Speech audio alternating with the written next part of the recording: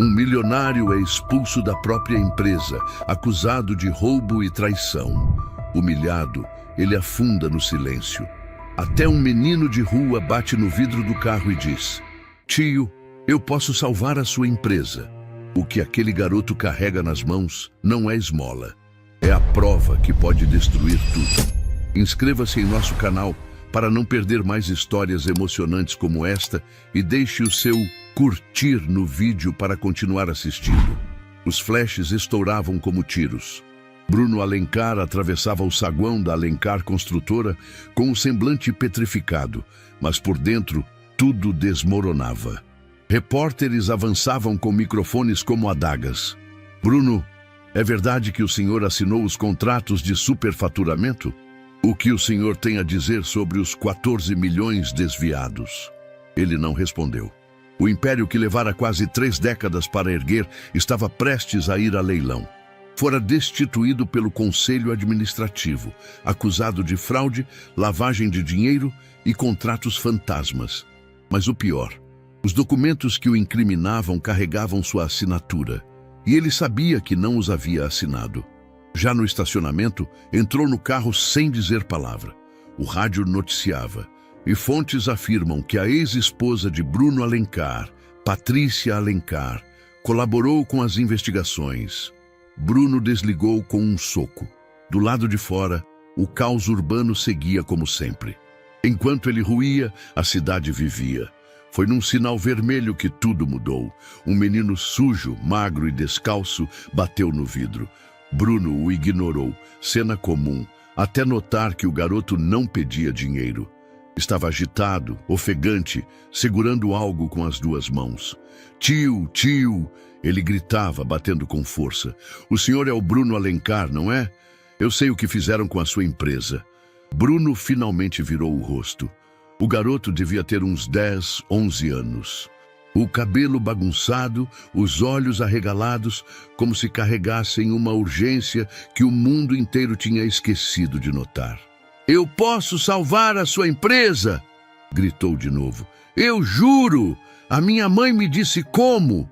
Antes que o motorista pudesse afastá-lo, o menino enfiou um bilhete amassado pela fresta do vidro. Bruno, quase por impulso, pegou o papel. O carro arrancou no sinal verde. Bruno permaneceu em silêncio, o bilhete entre os dedos. As palavras escritas à caneta estavam desbotadas, mas ainda legíveis. "Bruno, se você está lendo isso, é porque meu filho encontrou você. Eu não tive a chance de me explicar. Eu fui acusada injustamente. Por favor, me escute. Patrícia está mentindo. Eu tenho provas. Confie em mim. Júlia Andrade." O nome fez o coração dele parar por um instante.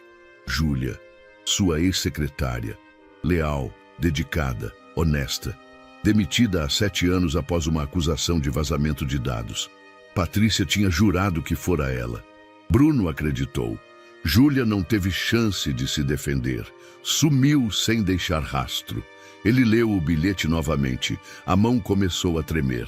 "Pare o carro", disse com a voz engasgada. "Senhor, eu disse pare." O carro freou.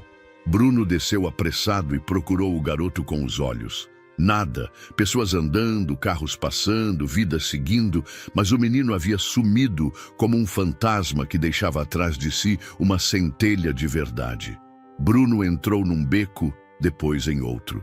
Passou por um cachorro revirando o lixo. Gritou: "Garoto, cadê você? Você conhece a Júlia? Onde está sua mãe?" O silêncio respondeu. Ele voltou ao carro com o coração batendo no ritmo de um tambor de guerra. Havia algo errado, muito errado. Pegou o celular e ligou para um antigo funcionário do RH. "Preciso de tudo o que você tiver da Júlia Andrade. Histórico, motivo de saída, e-mails, qualquer coisa. Agora." Desligou sem esperar resposta. Voltou a olhar o bilhete. Havia uma mancha de sangue seco na borda inferior. O cheiro de lixo queimado no ar. O som de um helicóptero à distância. A cidade seguia como sempre, mas Bruno não. O império dele havia desabado.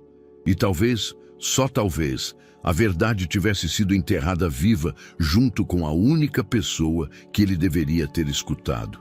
Daquele instante em diante, ele sabia. Se queria recuperar algo, sua empresa, sua honra ou sua própria paz, teria que encontrar aquele garoto e escutar a história que nunca ouviu. Bruno sentou-se à beira da cama, ainda com o bilhete nas mãos. A letra de Júlia tremia no papel como se sua voz sussurrasse entre as linhas. O apartamento estava escuro, silencioso, exceto pelo tic-tac do relógio da cozinha. O silêncio era pesado, como se o passado, enfim, tivesse resolvido cobrar sua dívida. Ele passou a mão pelo rosto, depois apoiou os cotovelos nos joelhos. O nome dela não saía da cabeça. Júlia Andrade. Fechou os olhos. 7 anos antes. Escritório central da Alencar Construtora. Júlia entra com passos firmes, segurando a agenda do dia e um sorriso contido. Era sempre assim, rígida, mas gentil. Nunca chegava atrasada. Nunca deixava de lembrar o horário das reuniões, nem deixava um e-mail sem resposta. Café com o deputado Costa às 9. Depois, revisão do orçamento da obra de Carapicuíba com o financeiro. E o almoço com o consórcio. Foi cancelado, ela dizia sem levantar a voz. Bruno confiava nela com os olhos fechados. Era a única pessoa em quem realmente confiava dentro da empresa. Quando Júlia falava, ele ouvia. Quando ela silenciava, ele perguntava. Ela conhecia cada detalhe da operação, da papelada ao nome dos pedreiros. Era o braço direito, até o dia em que tudo desmoronou. A lembrança cortou com força. Patrícia, com os olhos incendiados, invadindo sua sala. Você precisa demitir a Júlia. Agora. O que você está dizendo? Ela passou dados sigilosos para um concorrente. O e-mail foi rastreado. Está aqui. Jogou um papel sobre a mesa como se fosse uma bomba. Bruno leu a folha, confuso. O endereço eletrônico era de Júlia. A mensagem, supostamente enviada, tinha anexo de um contrato interno. Era grave. Não faz sentido, murmurou. Júlia jamais... Você vai duvidar de mim? Eu tenho contatos no jurídico. Isso já vai virar processo. Patrícia esbravejava com autoridade, como se comandasse uma tropa.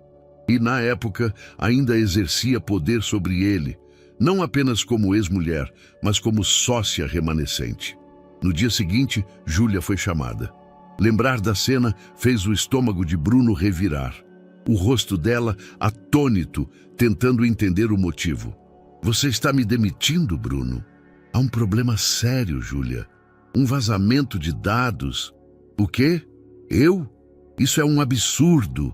A voz dela falhou. Ela buscou nos olhos dele algum resquício de dúvida.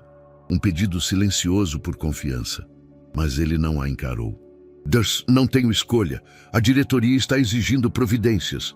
Eu servi essa empresa com tudo o que eu tinha. Abri mão de finais de semana, de feriados. Nunca traí ninguém aqui. Ela gritou. E depois, baixando a voz. Você realmente acredita nisso? Bruno hesitou, mas o silêncio foi a resposta. Ela saiu aos prantos. Ele não a viu nunca mais. De volta ao presente, Bruno se levantou devagar, caminhou até o escritório e ligou o computador. Abriu pastas antigas, buscou e-mails, contratos, qualquer coisa relacionada a Júlia Andrade. Encontrou muito pouco, quase nada, como se tivessem limpado o histórico dela da base de dados. Pegou o celular. Marcelo, lembra da Júlia Andrade? Disse ao ex-funcionário do RH. Preciso de todos os registros dela. Contrato de admissão, demissão, e-mails arquivados. Tudo. Difícil, doutor. Aqueles arquivos foram apagados na transição de sistema em 2019. Você sabe que isso não acontece por acidente. Pega o que der e me liga assim que conseguir. Desligou e olhou para o bilhete outra vez. Confie em mim, dizia Júlia. Ele se jogou na poltrona. Lembrou de outra cena, o aniversário de 50 anos da empresa. Júlia no canto do salão, evitando os holofotes. Ela sempre foi assim, leal em silêncio. Não era do tipo que se fazia notar. Mas agora tudo fazia sentido. Por que Patrícia teria tanto interesse em calá-la? Por que a demissão fora tão apressada, tão pouco investigada? Algo gritava dentro dele. Ele foi cúmplice de uma injustiça. Pegou uma pasta e começou a rabiscar conexões, datas, nomes, contratos assinados entre o ano da demissão de Júlia e os primeiros problemas financeiros da empresa. Alguns nomes se repetiam. O mesmo consultor jurídico, o mesmo contador. Entre os papéis, um cartão velho caiu. Era de Marlene Dantas, engenheira civil aposentada, mas que trabalhou mais de 20 anos com ele e Júlia. Bruno hesitou, depois discou. Marlene é o Bruno Alencar. Bruno, depois de tantos anos. O que houve? Preciso falar sobre a Júlia. Você tem tempo? O silêncio do outro lado não foi de surpresa, mas de dor. Sempre tenho tempo para a justiça, Bruno. As pastas não estavam onde deviam estar. Bruno girava a roda do mouse com impaciência, pulando de pasta em pasta nos arquivos internos da empresa, os que ainda conseguia acessar. Júlia Andrade não constava em lugar algum. Era como se ela nunca tivesse existido ali. Nenhuma referência em cadastros. Nenhum e-mail arquivado, nem mesmo as avaliações de desempenho anuais. Impossível, murmurou. Isso não desaparece assim. Chamou um técnico antigo da tecnologia, um dos poucos que ainda lhe deviam favores. Preciso que você vá fundo. Nível servidor, Júlia Andrade, todos os registros. Isso pode levantar alertas no sistema novo. Então levante. E se alguém perguntar, diga que fui eu quem mandou. No telefone, o silêncio de quem entendia os riscos. Enquanto esperava, Bruno percorreu sua lista de contatos. Tentou ligar para 3 ex-funcionários próximos de Júlia. 2 números estavam fora de serviço. O terceiro, de Carla, ex-assistente administrativa, atendeu com receio. Bruno, achei que você nem lembrava da gente. Preciso da sua ajuda. É sobre a Júlia. Houve um silêncio breve. Eu não posso falar sobre isso. Me desculpa. Carla, me escuta. Você sabe o que aconteceu com ela foi errado. Eu errei. Mas agora, me desculpa. Já me avisaram para não me meter. E desligou. Ele encarou o telefone por um longo tempo, como se esperasse que o aparelho desmentisse o que acabara de ouvir. Aos poucos, a verdade se mostrava. Havia um esforço sistemático para apagar a passagem de Júlia pela empresa. Não era só descaso, era operação. Na outra ponta da cidade, Davi arrastava uma caixa de papelão amarrada com barbante pelas escadas do cortiço. O prédio cheirava a mofo e óleo queimado. Gritos de vizinhos e choros de crianças ecoavam nos corredores. Ele apertava os passos. Os boatos corriam rápidos por ali. A polícia viria naquela noite. Mas não era a polícia de verdade. Era uma ação montada por homens engravatados que diziam ser da prefeitura. Quando chegavam, levavam tudo. Derrubavam barracos, tomavam celulares.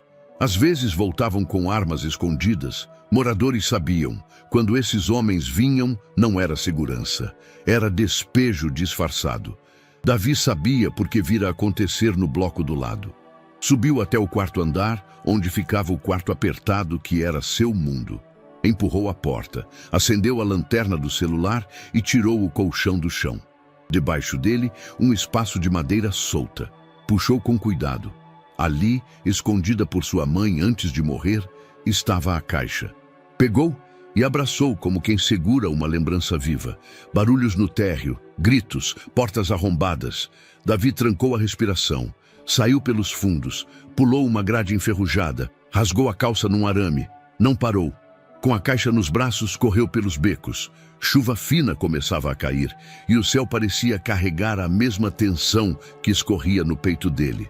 Na manhã seguinte, Bruno recebeu a ligação do técnico de TI. Doutor, achei uma coisa estranha. Fala. As pastas da Júlia foram apagadas manualmente há cerca de 2 anos. Mas não só isso, os backups também. E não foi erro do sistema, foi ação deliberada. Quem fez isso? Só 3 logins tinham permissão. 2 estavam inativos.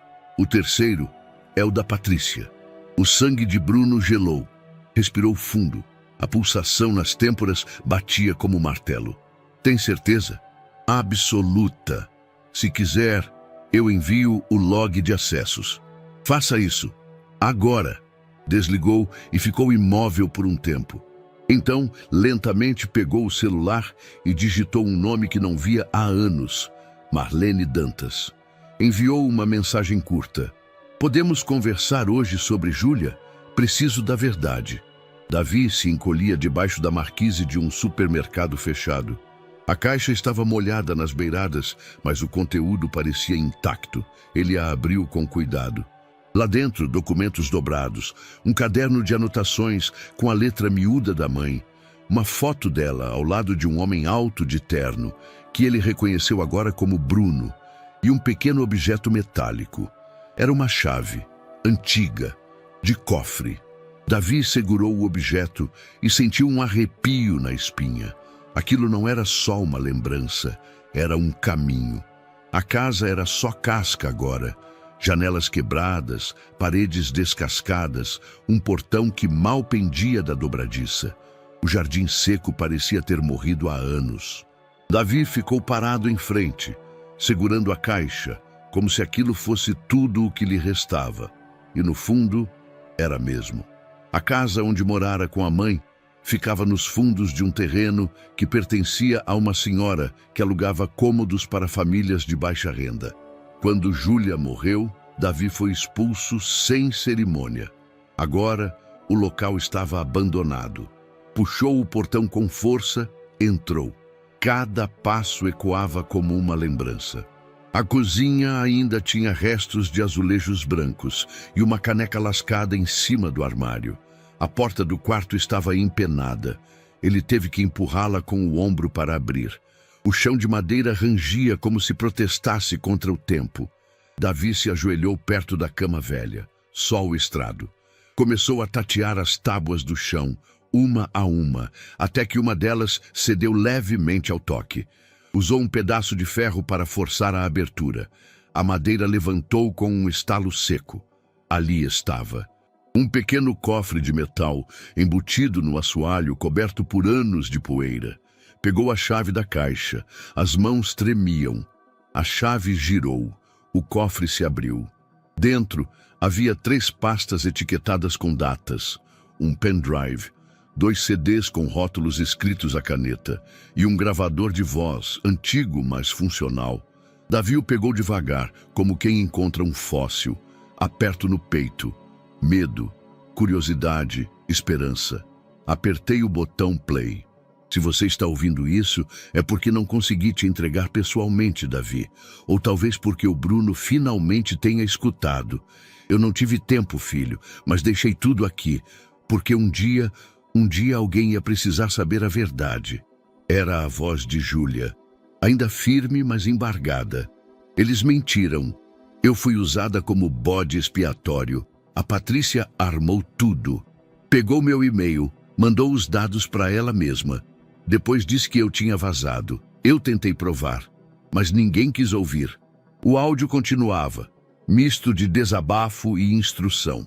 Esses documentos mostram a movimentação do fundo social da empresa nos últimos 3 anos antes da minha demissão.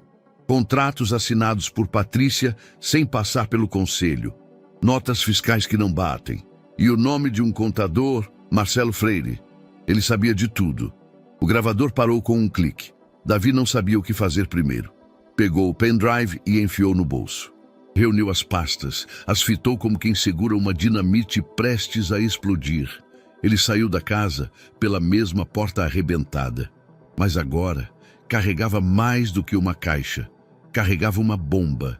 Bruno caminhava pelo saguão do prédio de Marlene, num bairro antigo da Zona Sul.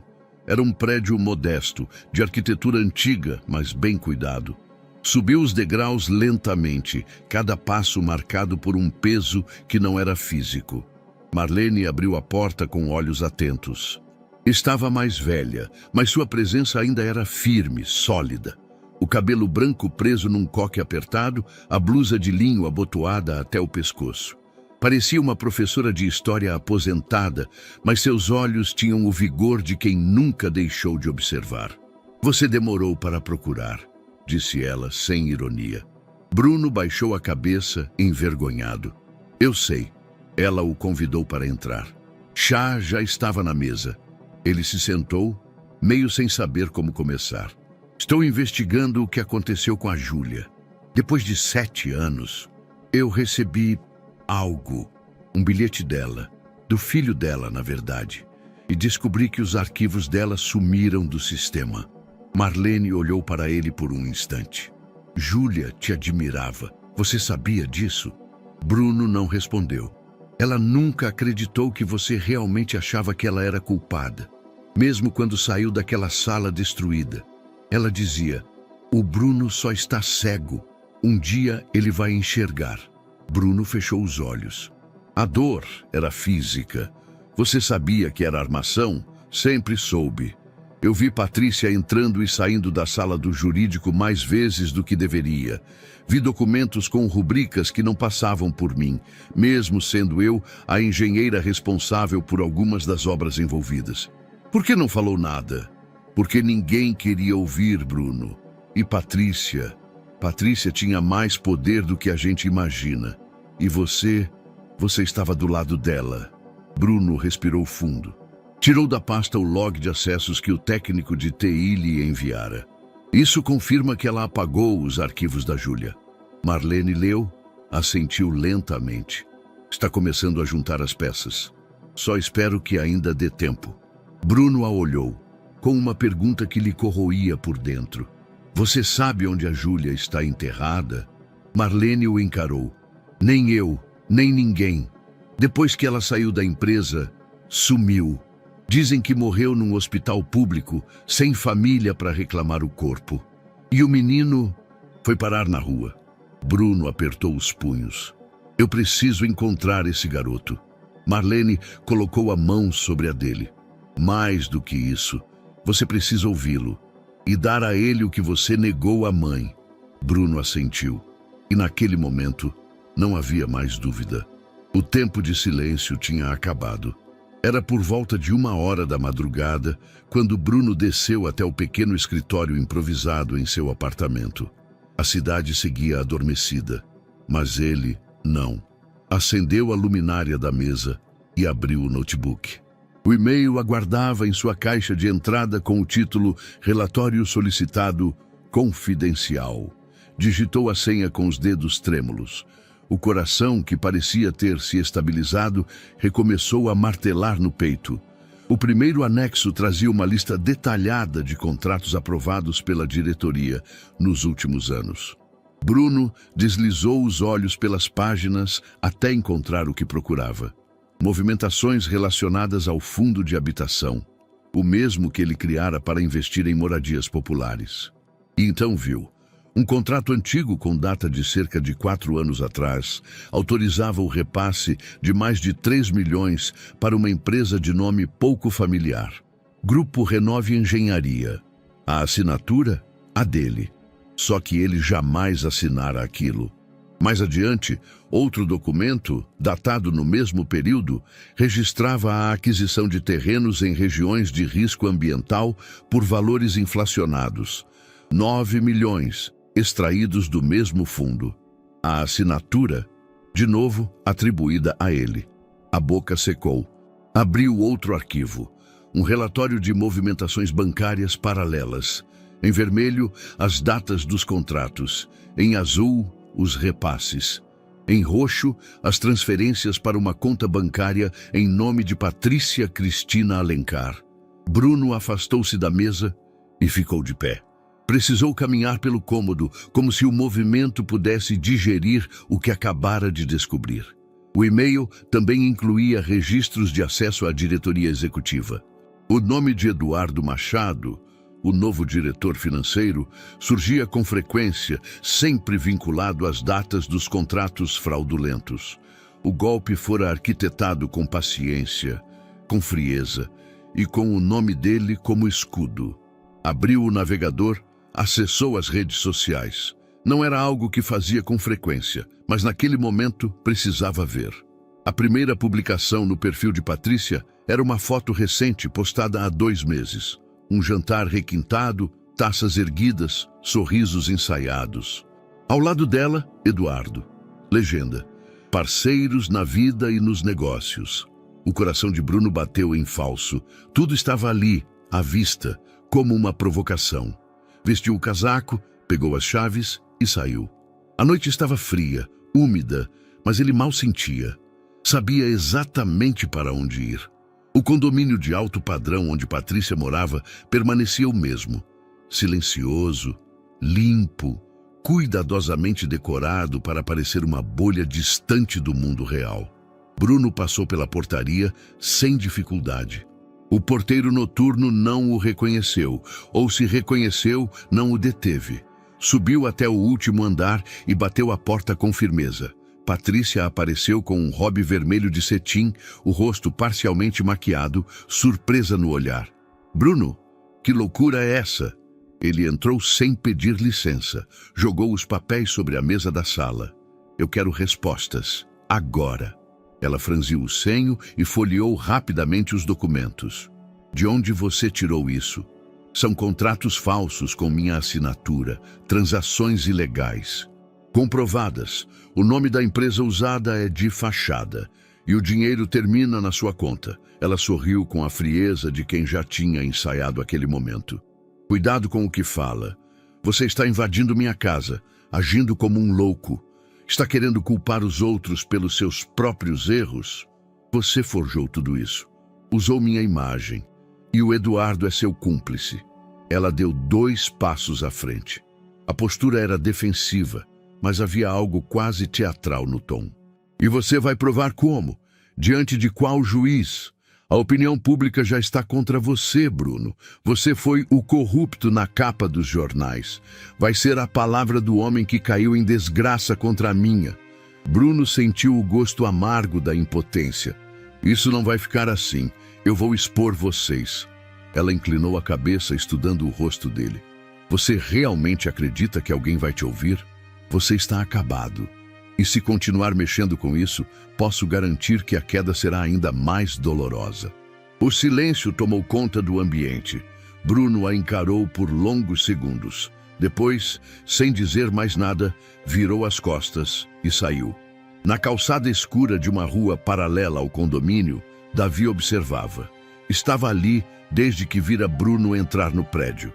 Reconheceu o homem de longe, postura tensa, passos firmes, a raiva contida. Agora o via sair com o semblante endurecido. Algo havia sido confirmado, algo grave. Davi esperou alguns minutos antes de se afastar, enfiando as mãos no bolso e apertando o pendrive que encontrara no cofre.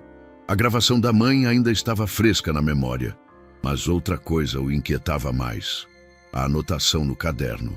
Ivan Muniz, jornalista investigativo, última esperança. O endereço era vago, mas o nome não. Ele lembrava de ouvir a mãe falar sobre Ivan quando ainda era criança.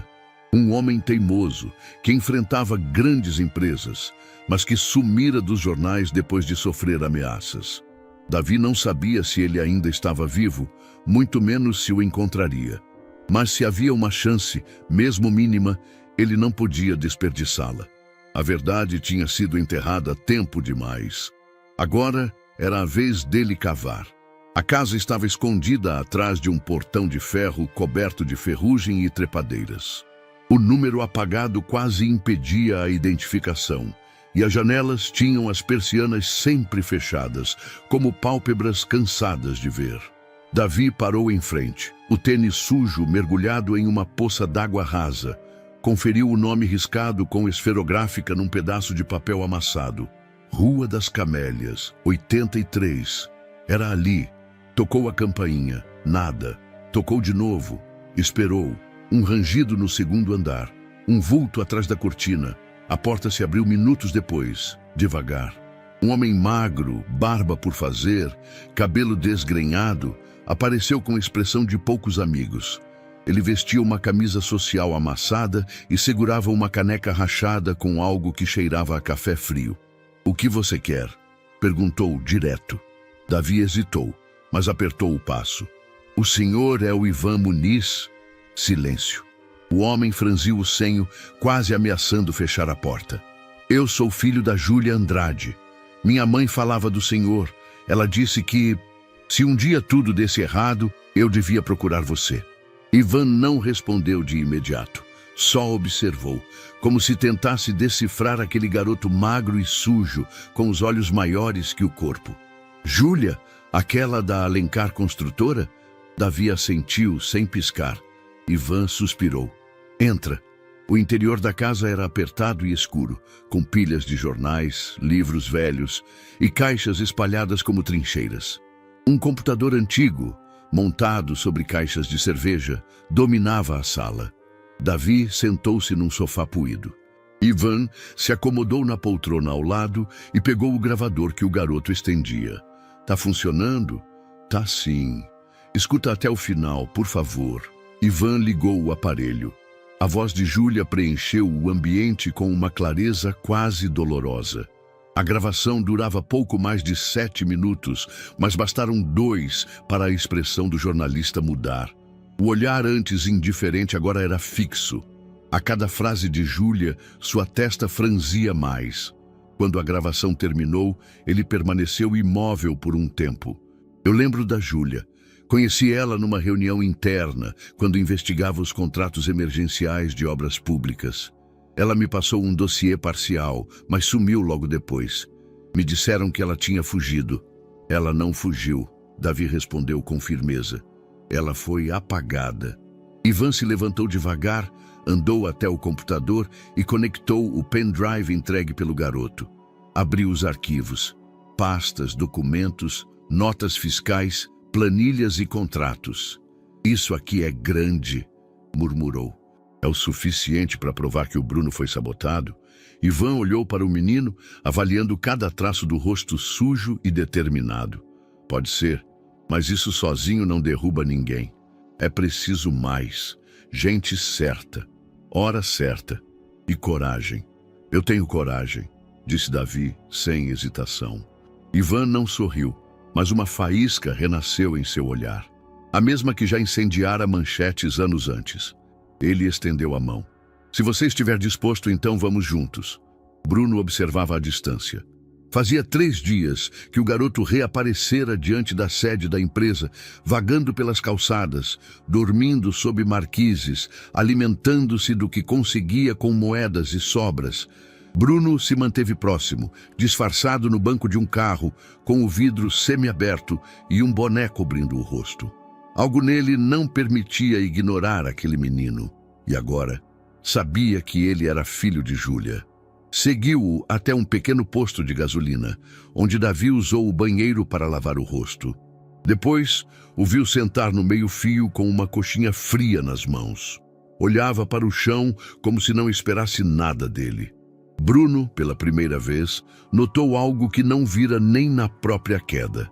A verdadeira ruína. Não era perder milhões, nem cargos, nem ações. Era ser reduzido à poeira social, ser invisível aos olhos do mundo como aquele menino era. Como Júlia foi. Ligou o motor do carro. Não sabia exatamente para onde estava indo, mas algo dentro dele, talvez o último resquício de honra, o empurrava. Tinha que entender quem era aquele garoto e o que ainda poderia ser salvo. Não apenas na empresa, mas em si mesmo. O e-mail chegou às 7 da manhã de uma segunda-feira cinzenta, com o título em caixa alta: Convocação extraordinária do Conselho de Acionistas. Votação sobre reestruturação e venda da Alencar Construtora. Bruno leu as palavras como quem assiste um desabamento. Em reunião estava marcada para a sexta-feira daquela mesma semana. Rápido demais, ilegal demais. Pegou o celular e ligou para seu advogado pessoal, Paulo Naves, que ainda cuidava de questões pendentes com a empresa. Isso é uma fraude descarada, disse Bruno sem cumprimentar. Estão tentando passar por cima do estatuto. A venda precisa de quórum especial e do meu voto. Do outro lado, Paulo suspirou. Eles vão alegar que você está inelegível para votar, que as investigações te tornam impedido de participar de decisões estratégicas. Mas eu não fui condenado. É o suficiente para a diretoria alegar risco de imagem. E se Patrícia tiver apoio de metade mais um dos acionistas... Bruno desligou antes de ouvir o resto. Ivan Muniz, por sua vez, não perdia tempo. Na tela do seu blog independente, Linha Fina, começava a tomar forma uma série de reportagens intitulada Empresas que traem o silêncio da corrupção interna. A primeira matéria foi publicada naquela mesma tarde. Nela, Ivan expunha o padrão de movimentações estranhas na Alencar Construtora nos últimos anos, com contratos assinados por procurações obscuras e a criação de empresas de fachada envolvidas em obras públicas de baixa fiscalização. Nenhum nome era citado diretamente, ainda. Mas a mensagem era clara. O texto viralizou em grupos de WhatsApp de ex-funcionários, urbanistas, engenheiros e até entre estudantes de direito. Os comentários se dividiam. Finalmente alguém falando a verdade. Será que o Bruno era inocente o tempo todo? É só mais uma jogada de mídia para limpar a barra dele. A opinião pública começava a se mover como uma maré dividida, mas instável. E para Patrícia, isso era perigoso. Na quarta-feira, 2 dias antes da votação, Davi caminhava em direção ao centro, carregando uma cópia impressa de uma das pastas do cofre. Estava determinado a entregar aquilo a Ivan pessoalmente. Não confiava em deixar os documentos em mãos de mais ninguém. Ao atravessar uma rua de tráfego intenso, notou um carro preto parado na esquina. Nada demais. Mas assim que ele pisou na faixa, o carro acelerou de forma súbita. Davi viu os faróis, ouviu o som dos pneus ganhando o asfalto e saltou para trás no último instante. O veículo passou a centímetros, raspando sua mochila. Não freou, não parou, dobrou a esquina e desapareceu. O coração do garoto disparava. Ele caiu sentado na calçada, a perna ralada, o corpo tremendo. Uma senhora se aproximou, oferecendo ajuda, mas ele recusou. Aquilo não fora acidente. Ele sabia. Bruno ficou sabendo do incidente algumas horas depois. Ivan o ligou assim que Davi chegou ao seu apartamento, ofegante, ensanguentado no joelho e com a pasta molhada de suor. Tentaram passar com o carro por cima dele. Isso foi um recado, Bruno. Um recado de quem? De quem está com medo do que esse menino carrega. Bruno fechou os olhos. Aquilo já não era mais sobre ações, contratos ou poder. Era sobre proteger uma criança que, de alguma forma inexplicável, estava no centro de uma teia de interesses podres. Na sexta-feira, a sala da reunião do conselho estava fria e silenciosa. Os principais acionistas se posicionavam ao redor da longa mesa de mogno escuro. Patrícia, vestida com um terno branco impecável, presidia a sessão com um falso ar de serenidade. Hoje votaremos a proposta de venda parcial da Alencar Construtora, conforme previsto no Estatuto. Bruno, sentado no fundo da sala como convidado sem voz, interrompeu. A cláusula exige votação unânime do Conselho em caso de alienação de ativos sociais acima de 30%. E eu sou fundador, tenho poder de veto. Patrícia sorriu sem olhar para ele. Conforme já registrado, sua participação está suspensa temporariamente por risco reputacional. A Procuradoria ainda não arquivou a investigação. Isso é uma armação, Patrícia, e você sabe. Se continuar, vamos precisar retirá-lo da sala, Bruno. Ele se calou, mas seu olhar dizia o suficiente. A votação começou. As mãos se levantaram. Um a um, rostos conhecidos se alinhavam ao plano de Patrícia.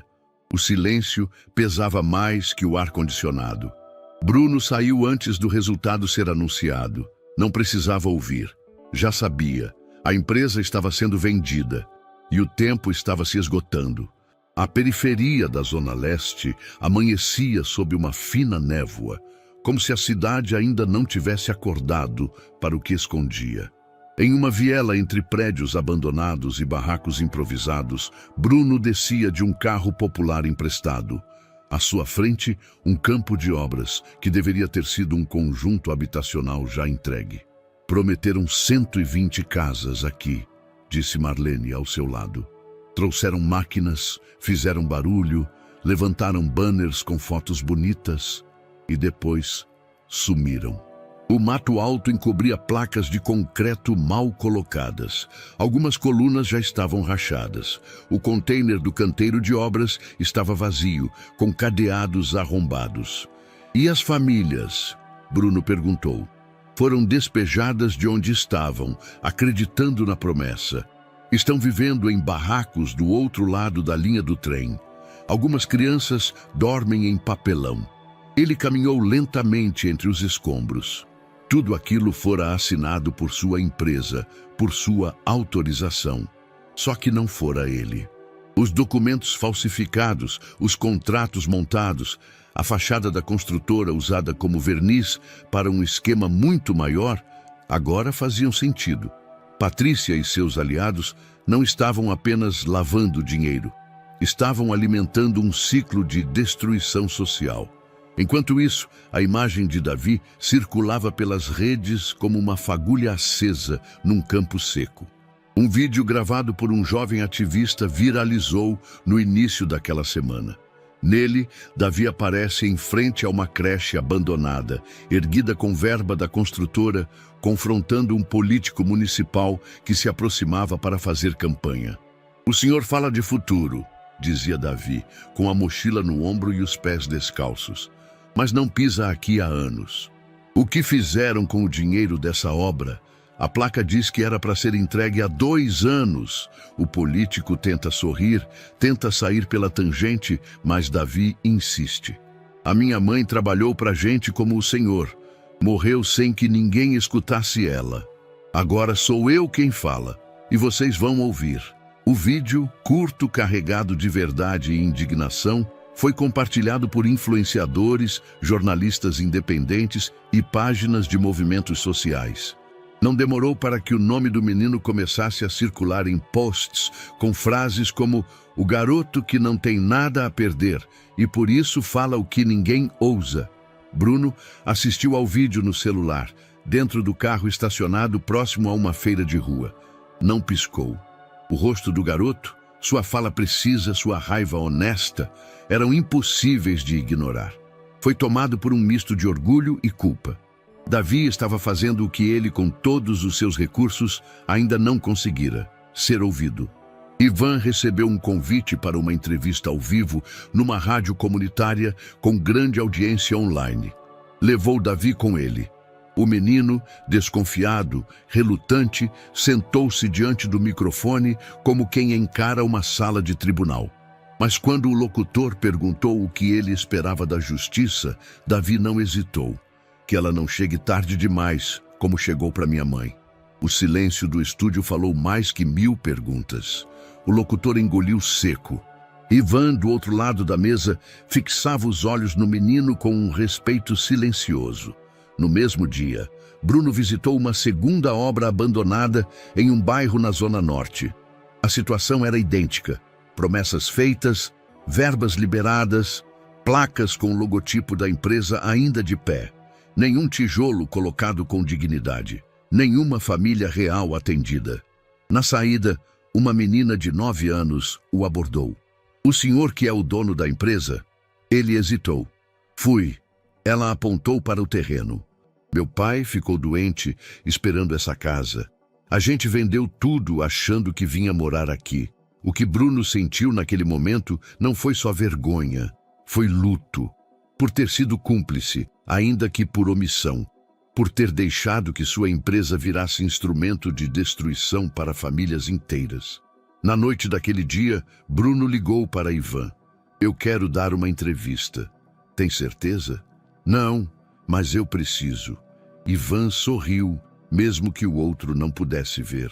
"Então é agora que a coisa começa a mudar." A sala era pequena, com paredes descascadas e móveis improvisados. Ivan, sentado diante de seu velho computador, mapeava prazos, datas e conexões enquanto Bruno examinava os papéis espalhados pela mesa. Davi, em silêncio, observava cada movimento com atenção de quem sabe que não pode errar. Marlene, ao fundo, folheava um fichário com os olhos afiados de engenheira que aprendeu a ler mais do que números. "O leilão vai ser no próximo sábado, às 11 da manhã", disse Ivan. "Evento fechado para investidores e imprensa selecionada. Vão tentar passar a venda como reestruturação voluntária. E se formos até lá com tudo isso?" Davi perguntou, segurando o pendrive com a gravação da mãe. Bruno foi direto. "Não basta aparecer com as provas. Precisamos de um impacto, o suficiente para que eles não consigam abafar, nem reverter judicialmente." Marlene assentiu. Se tudo for exposto em tempo real, com imprensa presente, não dá para maquiar. Precisamos do choque, da comoção pública e da verdade crua." Ivan se virou para Bruno. "Você ainda tem contatos na imprensa grande?" "Alguns, mas são poucos os que ainda atendem minha ligação. Patrícia fez um bom trabalho me enterrando. Então, vamos precisar fazer barulho antes." Ivan mostrou uma tela com um mapa de influenciadores e jornalistas independentes. "A ideia é vazar parte da história 3 dias antes do leilão. Um dossiê digital com dados e indícios. Nada conclusivo, mas suficiente para gerar curiosidade e pressão." "E no dia do leilão?" perguntou Davi. Bruno olhou para ele com firmeza. "No dia você entra e fala: 'Eu? Ninguém tem mais autoridade moral do que você. Ninguém vai te interromper quando você mostrar aquilo.'" Davi abaixou os olhos, inseguro. "E se eles me tirarem de lá?" "Eles não vão. Porque quando você subir naquele palco, as câmeras já estarão ligadas. O mundo já vai estar assistindo." Marlene se levantou com um dos contratos em mãos. "E isso aqui", disse, estendendo para Bruno, "é o vínculo com o contador Marcelo Freire. Se conseguirmos fazer ele falar, temos um elo direto entre Patrícia, Eduardo e a operação fraudulenta."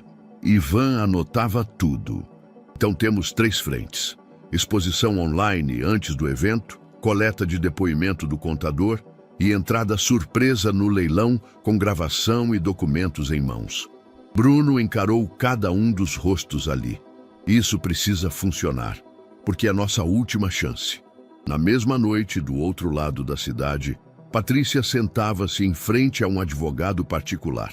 Era uma sala luxuosa, com móveis italianos e taças de cristal ao lado de pilhas de pastas jurídicas. "Quero que montem uma denúncia de invasão de propriedade e furto de documentos contra o garoto. Nome completo: Davi Andrade. Idade estimada: 11 ou 12. Acusações adicionais: difamação e associação com hacker." O advogado hesitou. "Isso é delicado. Vai parecer perseguição a um menor." "É exatamente isso, um menor. Um sem documento. Um que não tem quem o defenda. Você acha mesmo que alguém vai ouvir um moleque de rua?" Ela bebeu um gole de vinho branco e sorriu. "Quero ele fora de circulação pelo menos até o leilão." Na manhã seguinte, Ivan descobriu o plano. Um contato no setor jurídico da prefeitura, um ex-colega de redação, lhe avisou de forma informal que uma denúncia contra Davi havia sido registrada por uma firma terceirizada ligada à construtora Alencar. "Isso é tentativa de silenciamento", disse Ivan a Bruno, "e mostra que eles estão com medo." Bruno não disfarçou a preocupação. "Precisamos proteger o Davi. Ele não pode ser pego antes do sábado. Já estou cuidando disso. Tenho um contato num abrigo seguro na Zona Sul. Vamos mantê-lo fora do radar até lá." Marlene, ouvindo ao fundo, cruzou os braços. "Eles estão dispostos a tudo. Se for preciso, eu mesma acompanho o garoto até o leilão. Mas ele vai estar lá e vai falar." Davi, mesmo sabendo do risco, não hesitou. "Eu não fugi quando me deixaram na rua. Não vou fugir agora." Bruno o olhou por um instante. Viu nele não mais um menino perdido, mas um símbolo, um catalisador, a voz que sua própria covardia silenciou anos atrás. E agora, era essa voz que podia salvar tudo. A tarde havia começado quente, mas o céu rapidamente se nublou. Davi sentia o ar pesado, abafado, como se algo estivesse para acontecer, e aconteceu. 2 homens engravatados o abordaram quando ele saía de uma lan house na Zona Sul. Tinham crachás no pescoço e falavam com autoridade contida. Davi Andrade? Um deles perguntou, olhando para um papel em mãos. Ele hesitou, mas confirmou com um aceno lento. Você precisa nos acompanhar até a unidade de acolhimento. É uma medida preventiva. Vamos garantir sua segurança e bem-estar. Davi franziu a testa. Eu não fiz nada. Quem são vocês? Somos da vara da infância. Você foi citado em um boletim de ocorrência. Existe um pedido formal de recolhimento provisório. É apenas um procedimento. Eles não o algemaram, não o forçaram. Mas a frieza nos olhos deles e a forma como não lhe deram opção diziam mais do que qualquer ameaça direta. O abrigo era uma estrutura envelhecida, escondida entre ruas estreitas, murada por muros altos e sem placas visíveis. Lá dentro, o cheiro era uma mistura de desinfetante barato e papel úmido. As paredes de tinta bege gasta absorviam os sons abafados de passos apressados e portas rangendo. Levaram Davi para o 2º andar, numa ala onde estavam outros 17 meninos, a maioria entre 8 e 14 anos. Dormiam em beliches tortas, com cobertores finos demais para qualquer estação. No refeitório, arroz empapado e feijão aguado. No banheiro, torneiras que gotejavam sem parar. Aqui é melhor do que a rua, não é? Disse o monitor, tentando soar gentil, mas sem sequer olhar nos olhos de Davi. Ele não respondeu. Sentou-se no canto do quarto coletivo e ficou olhando pela janela gradeada. Não chorava, não falava, mas por dentro, cada segundo ardia. Ali, cercado por outras crianças como ele, sem nome, sem pai, sem socorro, percebeu o tamanho do silêncio ao qual sua mãe havia sido condenada. E agora, ele também. Do outro lado da cidade, Ivan Muniz furava um pacote de pão francês quando recebeu uma ligação de um antigo amigo, jornalista que havia migrado para o setor público. Acabaram de recolher o menino. O Davi? Mandado saiu pela promotoria, baseado em uma denúncia de furto de documentos sigilosos e invasão de propriedade. Mas a origem do processo está estranha. Foi registrada por uma empresa associada a antigos contratos da Alencar. Ivan ficou mudo por alguns segundos. Isso é perseguição institucional e com fins muito específicos. Ivan desligou, vestiu o casaco e saiu de casa como um furacão contido. O nome dele já era conhecido nos bastidores do judiciário. Sabia que não conseguiria resolver com lógica ou leis, mas conhecia o outro caminho. Pressão pública. Bruno foi o segundo a saber. Ivan o chamou direto, sem rodeios. Recolheram o garoto. Ele está num abrigo. Bruno demorou a entender. Como assim recolheram? Fizeram parecer que é por proteção social, mas é para silenciá-lo. Medida articulada. Usaram o histórico dele, a falta de documentos, a ausência de um tutor legal. Usaram o sistema como muleta da impunidade. Onde ele está? Ivan informou o endereço. Bruno não perguntou mais nada. A fachada do abrigo parecia uma escola antiga, mas ao entrar, Bruno sentiu o cheiro agridoce da negligência institucional. Foi recebido por uma funcionária cansada que o guiou pelos corredores sem muita vontade. No refeitório, encontrou Davi. O menino estava de cabeça baixa, tentando cortar uma carne dura com uma colher de plástico. Bruno parou, respirou fundo, caminhou até a mesa. Davi! O garoto ergueu os olhos devagar. Viu o rosto de Bruno. Não esboçou surpresa nem emoção, mas também não se afastou. Você veio. Bruno se sentou à frente dele. As palavras demoraram a sair.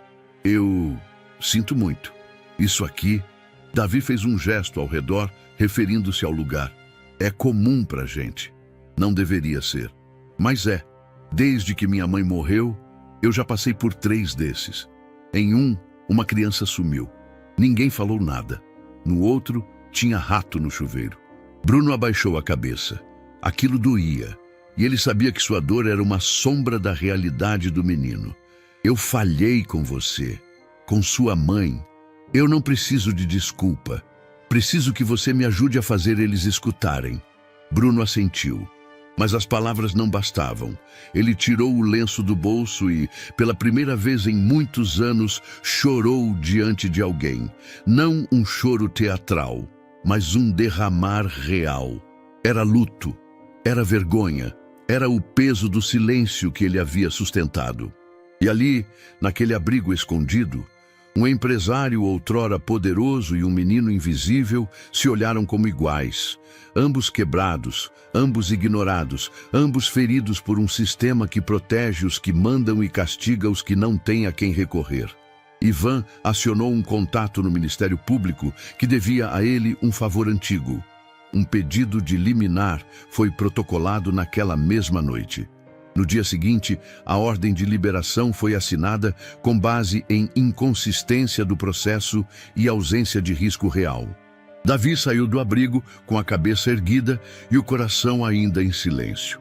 Não falou muito no caminho até o novo apartamento alugado por Bruno. Só observava.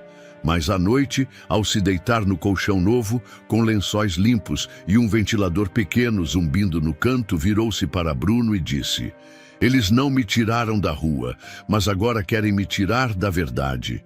E isso eu não vou deixar." Bruno ficou em silêncio.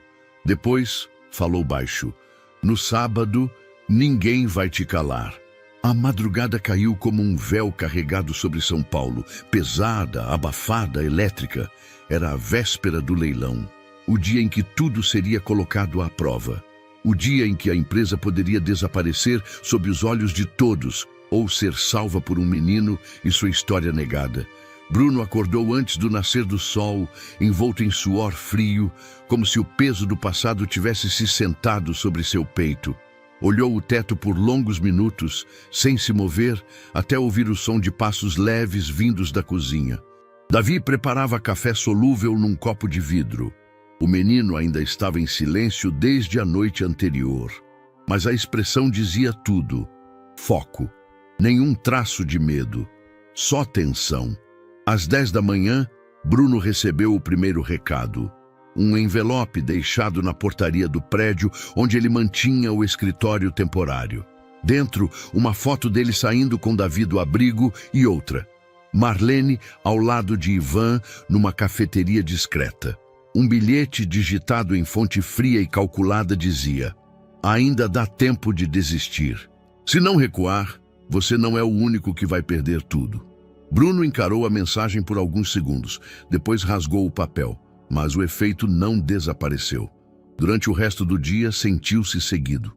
Por um carro preto estacionado 2 vezes no quarteirão do prédio, por passos atrás dele, numa rua lateral. Quando entrou em casa, seu computador havia sido reiniciado. Arquivos que não havia mexido em dias estavam abertos. Tentaram mexer no que ele guardava com mais cuidado. Sua coragem ainda frágil. À noite, recebeu uma ligação anônima. A voz era modificada, mas o conteúdo não deixava dúvidas. "Você é só mais um nome em uma lista, Bruno. Se tentar subir nesse palco amanhã, pode cair de um jeito que não vai levantar. Pense bem, você já perdeu, só falta aceitar." Bruno sentou-se diante da mesa e encarou a pilha de documentos. Por um momento, pensou em desistir, entregar tudo a Ivan, deixar que outro lidasse com a exposição. Ele havia sido destruído publicamente uma vez. Talvez não suportasse uma segunda queda. Fechou os olhos.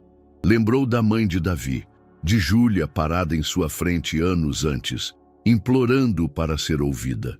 Lembrou do menino com as roupas sujas, segurando um bilhete. Lembrou do próprio rosto no espelho nas últimas semanas. Não o de um empresário, mas o de alguém que, enfim, queria reparar o que havia deixado para trás. Mas a dúvida era insistente. Enquanto isso, no pequeno apartamento onde Ivan montava sua base de operações, Davi olhava para a tela do computador. O cursor piscava no final do texto que Ivan havia preparado. O dossiê completo, com gravações, imagens, documentos, tudo pronto para ser publicado. E se ele não conseguir chegar lá amanhã? Perguntou Davi, sem desviar os olhos. Ele vai chegar. E se não chegar? Ivan suspirou. Sabia o que o garoto queria dizer. Você quer que eu publique agora? Sim. Se ele não puder falar amanhã, a verdade ainda precisa sair. E tem que sair de algum jeito. Pode ser comigo, ou pode ser com você, mas não pode morrer. Ivan ficou em silêncio. O garoto estava certo. O plano principal envolvia o impacto presencial, mas a estratégia precisava de um plano B. Eu programo o dossiê para subir automaticamente amanhã às 11h30, caso não tenhamos sinal de Bruno até lá. Você sobe ao palco ou eu entro com a imprensa, mas ninguém vai nos impedir de mostrar isso. Davi assentiu, e por dentro, algo nele se acalmou. Às 9h, Bruno foi até o local combinado com Marlene, um galpão desativado nos arredores da cidade. Ela chegou carregando uma bolsa grande, desgastada, mas carregada com o que chamava de última peça do quebra-cabeça. Aqui está, disse, entregando a ele uma nota fiscal com data de 3 anos atrás. Era um recibo de transferência da construtora para uma empresa de consultoria ambiental com sede no interior paulista. O valor, R$450 mil. Serviço, relatório de impacto ecológico. Mas a empresa, segundo Marlene, nunca existira de fato. Bruno olhou para o campo de destino bancário. Uma conta em nome de Patrícia Cristina Alencar, sob CNPJ falsificado. Lavagem de dinheiro disfarçada de gasto institucional. Com isso, não restam dúvidas, disse Marlene. Você pode não conseguir puni-la amanhã, mas vai desmascará-la. E isso ninguém apaga.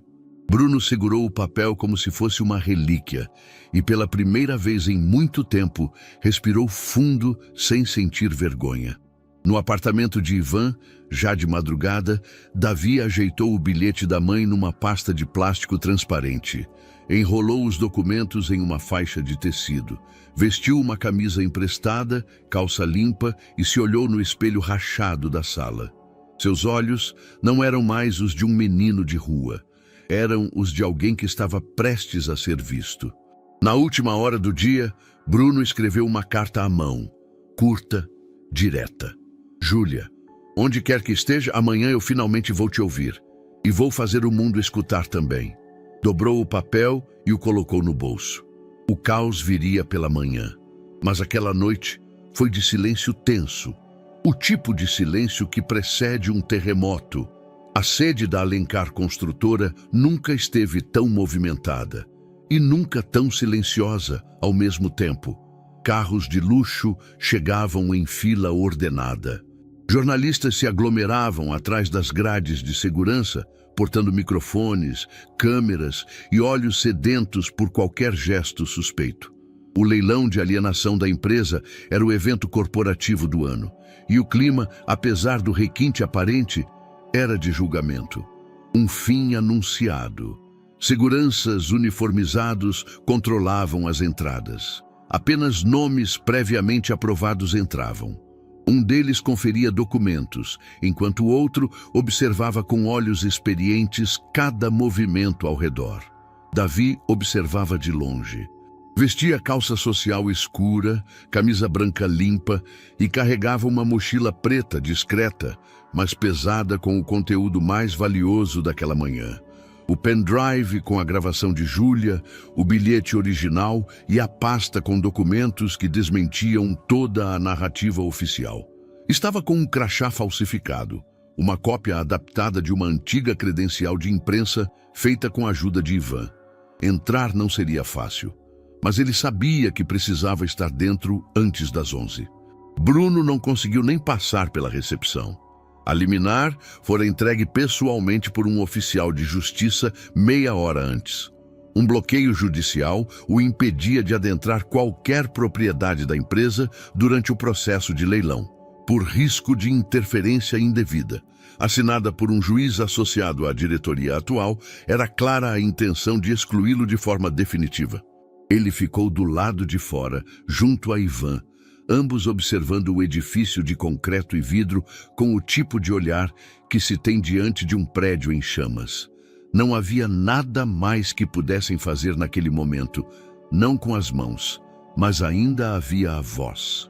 E Davi? Ele vai conseguir entrar? Perguntou Bruno nervoso. Ele já está lá dentro, respondeu Ivan, sem tirar os olhos do celular, onde preparava a transmissão emergencial que seria ativada com um clique, caso algo saísse do controle. Davi esperava na ala de serviço, escondido atrás de uma porta que dava acesso ao salão principal. Conseguira passar pelo controle fingindo ser auxiliar de audiovisual. Um crachá colado com fita, um andar firme e olhar determinado. Ninguém questionou. O salão do leilão estava ornamentado com flores discretas, painéis luminosos e uma grande tela de LED com o novo slogan da empresa. Tudo muito moderno, muito limpo, muito bem ensaiado. Mas para Davi era só maquiagem. No centro da mesa principal, Patrícia sorria como quem já venceu. Eduardo ao seu lado, elegante, confiante. Eles conversavam com investidores estrangeiros em inglês fluente, rindo de pequenas piadas que só aqueles protegidos por contratos bilionários entendem. A cerimônia de abertura começou com um vídeo institucional. Imagens de obras, de prédios altos, de crianças sorrindo em creches inacabadas. A voz de um narrador falava em renovação, gestão de futuro, consolidação de legado. Davi cerrava os punhos. No estacionamento, Bruno andava de um lado para o outro. O nervosismo tomava conta. A cada minuto que passava, sentia a chance escorrer pelos dedos. E se ele for pego? Perguntou a Ivan. A essa altura, se ele for pego, vai ser em frente a todo mundo. E isso vai pesar mais contra eles do que contra ele. Ivan mantinha o celular em modo de gravação. A transmissão online estava pronta para ser acionada. Os servidores haviam sido testados. A rede de jornalistas independentes estava em alerta. Um clique e o vídeo subiria simultaneamente em dezenas de páginas e perfis. Lá dentro, um apresentador subia ao palco. Senhoras e senhores, bom dia. Daremos início à apresentação do processo de reestruturação parcial da Alencar Construtora. Davi aguardava a deixa. Tinha que esperar o ponto exato em que o público estivesse completamente focado, quando as câmeras estivessem atentas, mas ninguém esperasse interrupções. A pasta estava colada ao seu corpo com fita adesiva por baixo da camisa, o pendrive no bolso da calça e o bilhete no peito.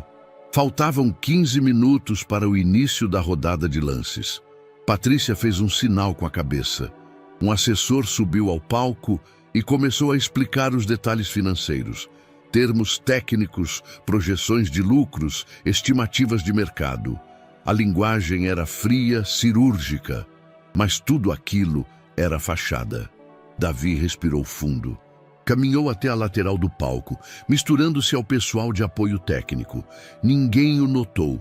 Estavam todos hipnotizados com os números na tela, com o espetáculo que transformava a corrupção em oportunidade de investimento. E então ele viu um microfone sobrando, em cima de um pedestal ao lado do telão. Era agora. Bruno olhou o relógio. 11h13. Ele precisa ir agora, murmurou. Ivan apertou o celular, os olhos fixos na tela. Um sinal, garoto. Só um. Davi subiu ao palco. Os primeiros olhares de estranhamento vieram em segundos. Um segurança franziu a testa. Alguém perguntou quem era ele, mas já era tarde. Ele pegou o microfone e ligou. O som ecoou pelo salão. Patrícia, ainda sorrindo, parou de respirar por um segundo. Eduardo se inclinou para a frente. Boa tarde, disse Davi, a voz firme, amplificada. Eu sei que não estou na lista de convidados e que talvez eu não devesse estar aqui. Silêncio. Mas vocês precisam ouvir algo que foi enterrado há muito tempo. Algo que pode mudar tudo. Ele tirou o pendrive do bolso, conectou ao notebook auxiliar da equipe técnica, ainda sem reação, e clicou no arquivo. O salão escureceu, o telão apagou por um segundo. E então, a voz de Júlia preencheu o espaço. No lado de fora, Ivan apertou o transmitir. Bruno fechou os olhos. O mundo começava a escutar. A voz de Júlia começou suave. A gravação se espalhou pelo salão como uma névoa pesada, fazendo cada palavra vibrar nos alto-falantes e reverberar nas paredes de mármore. Os sons do ambiente silenciaram. Não havia mais risos, nem teclas de notebook, nem cochichos entre investidores. Apenas aquilo. Se você está ouvindo isso, é porque meu filho encontrou você. Eu não tive a chance de me defender. Fui acusada sem provas. Patrícia Alencar forjou meu nome, me calou e me jogou fora. Os olhos se voltaram para o garoto de camisa branca ao lado do palco. Davi. Pequeno diante da grandiosidade do ambiente, mas inabalável.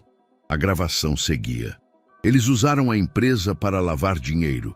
Tiraram recursos de projetos reais. Construções paradas, crianças sem casa, famílias desamparadas, tudo para enriquecer enquanto diziam que estavam ajudando. Um segurança começou a caminhar rápido em direção ao palco, mas parou no segundo passo. Um dos investidores levantou a mão. Deixa continuar. A gravação seguia, dura, clara. Bruno não sabia. Ele acreditou em quem não devia. Mas agora, se essa gravação chegou até ele, é porque alguém acreditou em mim. E isso basta. Davi, com o microfone na mão, respirou fundo. Esperou a gravação terminar. Quando o silêncio reinou por um segundo eterno, ele deu um passo à frente. A mulher que vocês ouviram se chamava Júlia Andrade. Era minha mãe. O sussurro que se espalhou pela sala foi como vento antes da tempestade. Ela morreu sem nunca ter sido ouvida. Morreu com o nome manchado, sozinha. Porque ninguém quis ouvir a verdade. Eu vim aqui para isso. Para falar o que ela não conseguiu. Ele tirou o bilhete plastificado do bolso da camisa. A mão tremia, mas a voz, não. Bruno, se você está lendo isso é porque meu filho encontrou você. Eu não tive a chance de me explicar. Leu, a voz embargando no final. Havia lágrimas em algumas cadeiras. Câmeras de celular agora apontavam para ele. Os jornalistas murmuravam entre si. Uma repórter da TV digital já transmitia ao vivo. Davi levantou o rosto. Patrícia Alencar mentiu, manipulou, roubou e usou minha mãe como bode expiatório. Agora todas as provas estão aqui. Notas fiscais, transferências ilegais, assinaturas forjadas. A verdade que tentaram esconder está aqui. E hoje vocês vão ter que ver. Ele ergueu a pasta diante da plateia. Um estalo de flashes. Um clique. Um momento de virada. Foi aí que o caos começou. Patrícia levantou de forma brusca, o rosto empalidecido. Eduardo sussurrou algo em seu ouvido. Ela tentou se manter firme. Isso é uma farsa, gritou. Esse garoto invadiu este espaço. Essa gravação é ilegal. Mas ninguém parecia ouvir. Ou, se ouviam, não acreditavam. Um dos investidores internacionais se levantou, encarando a diretoria. Queremos explicações. Agora. Mas isso não estava no dossiê enviado, disse outro, folheando documentos com expressão tensa.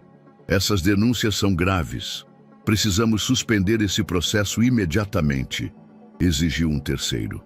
A mesa central virou um campo de fogo cruzado. Patrícia ainda tentava conter, acalmar, controlar. Mas o ambiente estava fora de controle. Lá fora, Ivan sorriu ao ver o número de acessos da transmissão subir. Milhares assistindo. Comentários em tempo real. Jornalistas publicando em tempo recorde. A verdade, enfim, estava fora da jaula. Bruno, parado ao lado do carro, chorava em silêncio. Mas não era dor, era libertação. Dentro do salão, a situação escalava. Davi tentava descer do palco, mas 2 seguranças se aproximaram. Um deles tentou agarrar seu braço. Foi impedido por um repórter da revista Visão Pública. Tira a mão do garoto. Ele não cometeu crime nenhum. Ele falou a verdade. A tensão crescia até que o som de sirenes rompeu o ar. Viaturas chegaram diante do prédio. A Polícia Federal entrava com mandado em mãos. Temos autorização para recolher documentos e dispositivos eletrônicos, disse o delegado, alto e firme. Os olhares se voltaram para Patrícia, que agora não sorria mais. Tentava explicar, mas as palavras escapavam. A PF isolou o local. Um agente se aproximou de Davi. Você está bem? Ele assentiu, calado. Foi levado para uma sala reservada, onde seria ouvido como testemunha. Na porta, um jornalista perguntou: quem é você, menino? Davi virou-se, já longe do microfone, mas com a voz ainda ecoando. Sou o filho da Júlia. E isso, agora, era o suficiente para mudar tudo. A gravação ainda ecoava nas paredes da sede da Alencar Construtora quando os agentes da Polícia Federal começaram a isolar a área. A entrada principal foi lacrada, os elevadores travados e o acesso ao andar superior suspenso. Equipamentos eletrônicos foram recolhidos.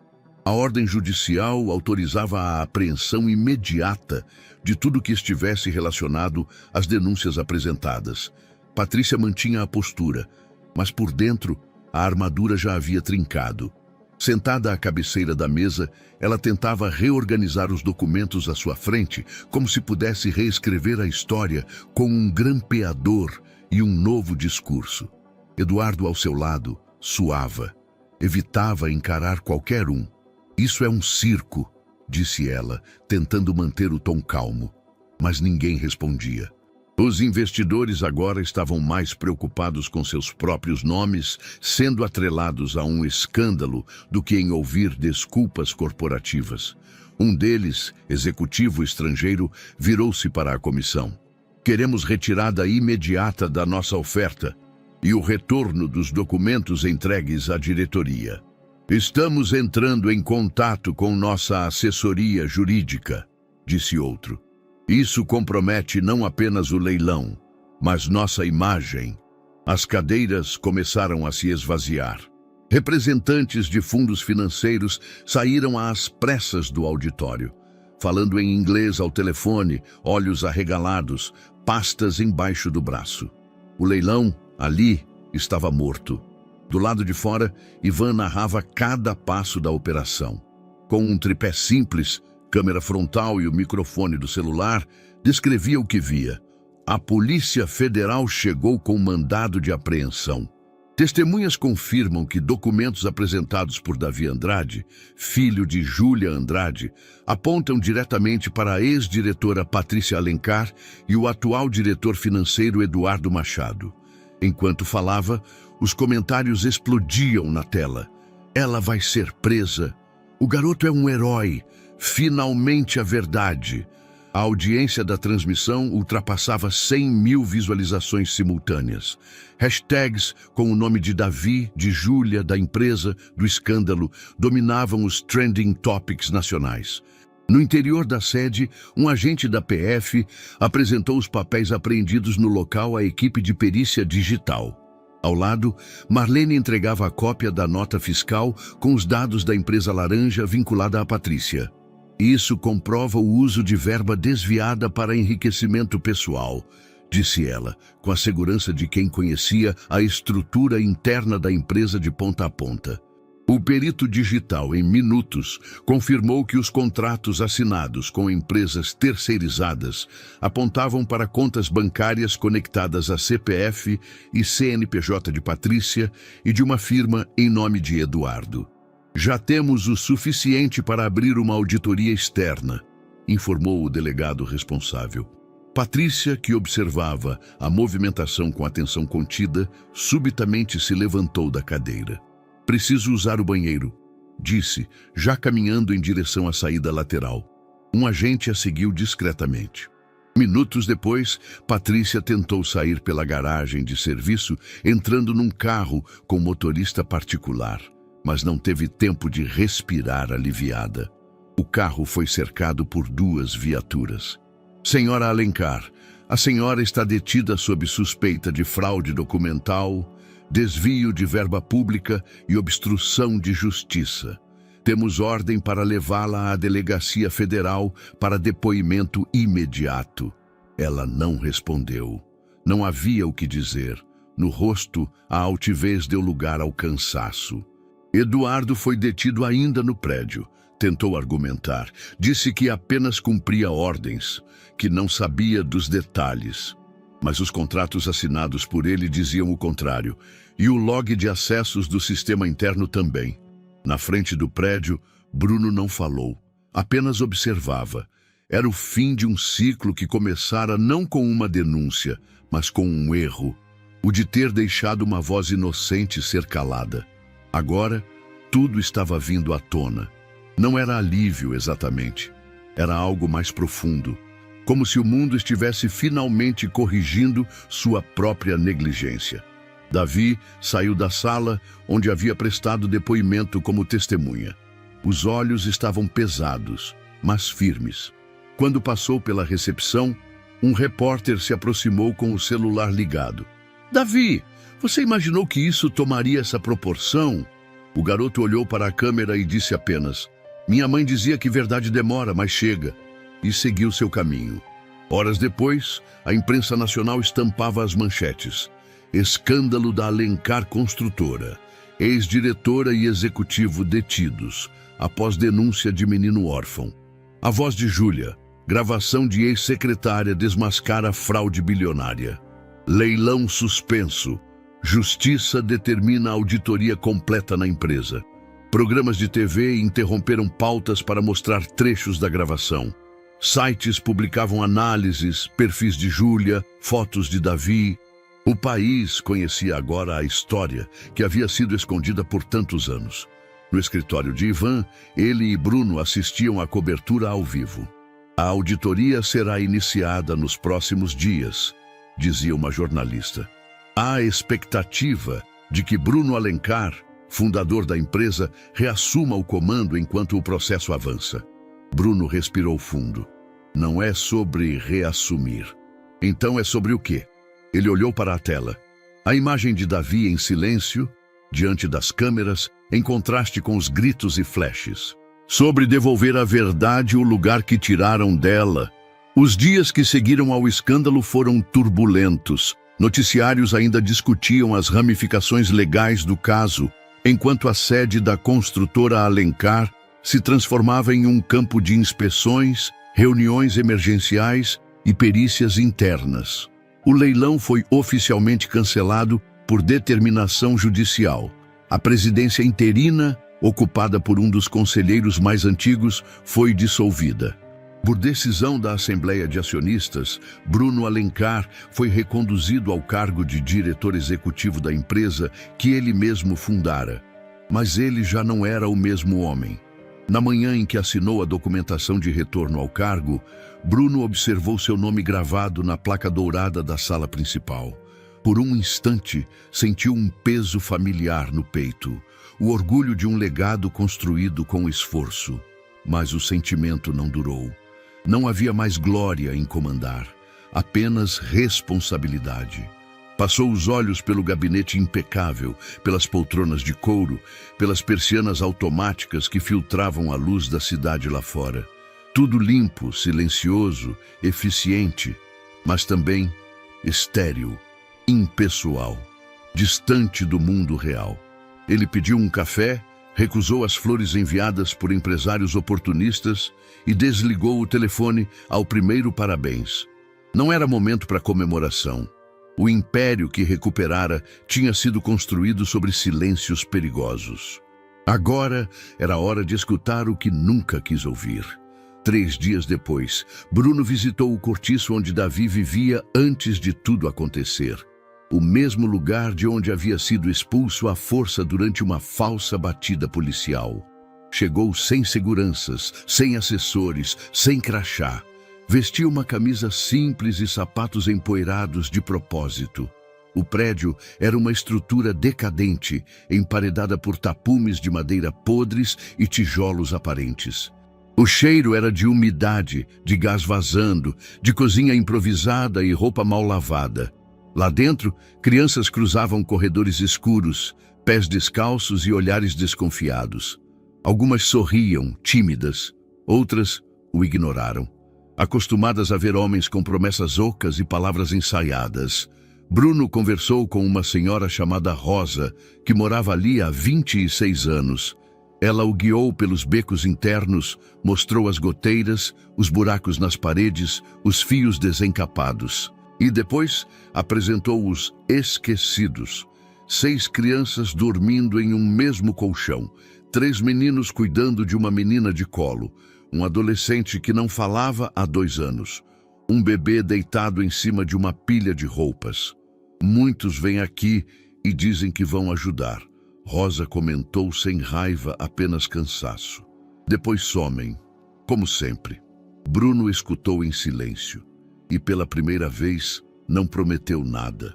Naquela noite, voltou ao escritório e ficou até tarde. Percorreu contratos antigos.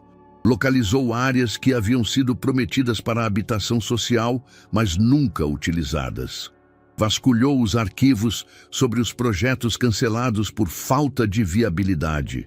Encontrou números absurdos, obras superfaturadas, conjuntos habitacionais que nunca saíram do papel, terrenos abandonados sob nomes de empresas que agora nem existiam. Então, se levantou, foi até a janela e olhou a cidade. Milhares de luzes, mas também milhares de janelas apagadas, ou sequer construídas. No dia seguinte, reuniu os principais gestores da empresa, apresentou um plano preliminar, um fundo social independente sustentado por parte dos lucros da companhia, gestão auditada por organizações externas, foco exclusivo em moradia e educação de crianças em situação de rua. A empresa precisa de propósito, disse. Se for só lucro, é só mais uma construtora. E eu não estou mais interessado em só construir paredes. Quero construir permanência, abrigo, caminho. Os rostos na mesa se entreolharam. Alguns hesitantes, outros surpresos, mas ninguém discordou. Mais tarde, em seu novo apartamento, Davi ouvia uma entrevista de Ivan sendo reprisada na TV. O jornalista explicava como as denúncias haviam sido validadas e que, para ele, o maior símbolo de toda aquela história não era a prisão dos culpados, mas a coragem de um menino que não aceitou o silêncio. Bruno chegou, sentou-se ao lado do garoto e lhe estendeu um envelope. O que é isso? Um documento de formalização de tutela provisória. Ainda precisamos seguir algumas etapas legais, mas quero que você saiba que não está mais sozinho. Você tem casa. E voz. Davi ficou em silêncio. Depois sorriu com os olhos úmidos. Então agora, a gente constrói de verdade? Agora sim, respondeu Bruno. Mas ele sabia. Justiça não era o fim. Era só o primeiro tijolo. Logo após a posse interina de Bruno e o anúncio oficial do Fundo Social, o clima dentro da construtora Alencar mudou. Equipes antes acomodadas agora questionavam: será que poder e lucro eram o bastante? Alguns gestores pediram demissão, enquanto outros se ofereciam para integrar o novo projeto voluntariamente. A empresa operava em nova frequência e o impacto já começava a surgir. O Fundo Alencar de Moradia e Educação. Reunidos na sala presidencial, Bruno, Marlene e diversos colaboradores discutiam detalhes, orçamentos, metas. Cada verba alocada tinha destino: reformas, aquisições, psicólogos escolares, kits escolares, uniformes. Vamos começar por cicatrizes, disse Bruno num tom firme. Mas vamos criar as condições para que elas se transformem em pontes. Plantas de casas modulares, projetos de hortas comunitárias, salas de aula itinerantes. Tudo rodava em torno da ideia central. Dignidade não é mercadoria, é direito. Enquanto isso, o processo de tutela oficial de Davi tramitava. O documento, assinado por juiz da vara de infância, passava a designar Bruno como seu tutor provisório, por enquanto sem adoção legal, mas com garantia de acesso à educação, saúde e direito à cidadania. Finalmente, depois de anos, Davi teve um RG e um CPF. Levou 2 semanas para obter o cartão de estudante, matrícula, uniforme e resiliência. O primeiro dia na escola foi um mundo de sons, cores e regras novas. Cauteloso, ele entrou no pátio com mochila nova. Um garoto maior o abordou. Novo? Davi assentiu. O outro segurou na manga dele. Bem-vindo. Aqui ninguém te perde. O encontro foi curto, mas importante. Ele sentiu pela primeira vez que não estava só. Paralelamente, um documentário começava a ganhar forma. Um cineasta independente, convidado por Ivan, conhecedor do caso desde o início, chegou à cidade com uma pequena equipe. Gravaram o abrigo, o cortiço, a sede antiga. Reuniram entrevistas com Marlene, Ivan, engenheiros que haviam sido demitidos injustamente e, claro, com Davi. Ele dormia num colchão simples, ergonômico, com cor única, bege claro. Um contraste gritante com os delegados de plantão, as luzes de estúdios e as câmeras pesadas. No meio daquela vida nova, sua presença era inesperada, mas calma. Configurar o estudo foi lento e emocionante. Em vez de dramatizar, o cineasta focava na força silenciosa dos pequenos atos que mudam destinos. Cenas de Davi aprendendo, equacionando tabuadas, batendo bola no pátio, rindo com colegas, alternadas com imagens dele limpando uma caixa de ferramentas com Marlene num canteiro de obras comunitário. Um símbolo emergia. Não era só partida de privilégios, mas reconstrução por dentro. Aos poucos, a rotina dele se encaixava. Todas as manhãs, Bruno acompanhava Davi até a escola. Quando o clima permitia, ambos conversavam do portão até a sala. E aí, professor legal? Perguntava Bruno. Bem, a professora é boa, e os amigos também. Bruno exalava calma. Finalmente, havia alguém que entendia que acolher era oferecer mais do que refeições. Era oferecer atenção. Era acreditar. No escritório da empresa, Marlene circulava com uma pasta grande. Relatório parcial do projeto piloto. As primeiras casas modulares estavam quase prontas, pintadas com piso e banheiro funcional. No terreno, sobrava esperança. As paredes não eram apenas de tijolo, mas de empatia. Os primeiros moradores eram famílias removidas de áreas de risco, algumas com crianças. Antes de se mudarem, passaram por roda de conversa com psicólogos, visitas técnicas e oficinas de convivência social. A ideia era diminuir traumas e criar laços reais, onde antes havia medo. Vai demorar, mas o espaço vibra, Marlene dissera, olhando o solo recém-pavimentado. Agora só precisamos botar gente dentro. Casa pronta só é parede, se não tiver gente. À noite, o documentário, ainda sem data de estreia, tinha sessões de pré-visualização internas e discretas. A cena final, quando Davi olha para a câmera e diz: "Eu era invisível. Agora não dá para ignorar." Bate fundo em qualquer um. Bruno assistiu sentado, absorto. Parecia se reconhecer nos olhos do menino. O peso de ser visto pela primeira vez no lugar errado. Em casa, na cozinha do apartamento simples, eles se encontraram por acaso. Davi fazia um sanduíche de manteiga e queijo quente. Bruno entrava com a correspondência do fundo.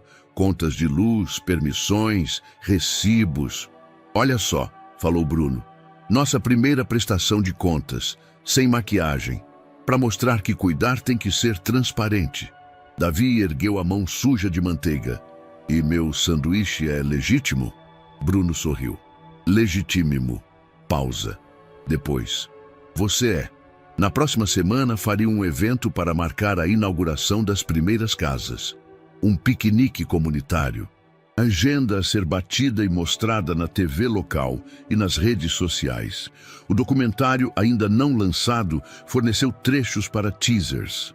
Tudo parecia uma grande colcha de retalhos, mas com as cores certas.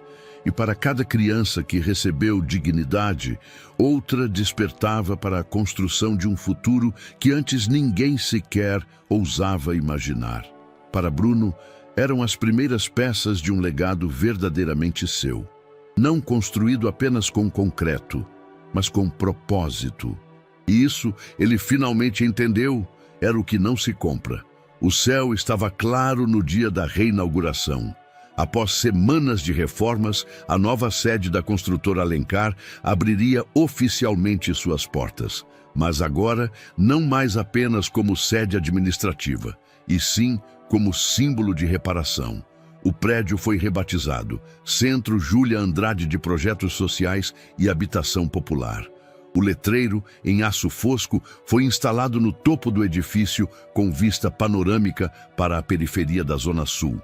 Um gesto calculado por Bruno, que o nome dela, tantas vezes silenciado, pudesse agora ser visto de longe, por cima dos muros, dos prédios, das desigualdades. A cerimônia começou às 10 da manhã. Funcionários antigos chegavam de forma discreta, alguns com lágrimas nos olhos ao reencontrar colegas afastados pelos cortes e perseguições do passado. Muitos lembravam de Júlia com carinho, como aquela que sabia o nome de cada estagiário, que trazia café para os vigilantes noturnos, que alertava sobre detalhes esquecidos, mas nunca foi ouvida quando mais importava. Marlene preparou uma breve apresentação sobre o Fundo Social. Ivan registrava tudo com sua pequena equipe de documentaristas. A imprensa estava presente, mas sem o alarde de antes. Era um evento de memória, não de espetáculo. No centro do pátio principal, uma placa foi revelada. Era simples, mas dizia tudo.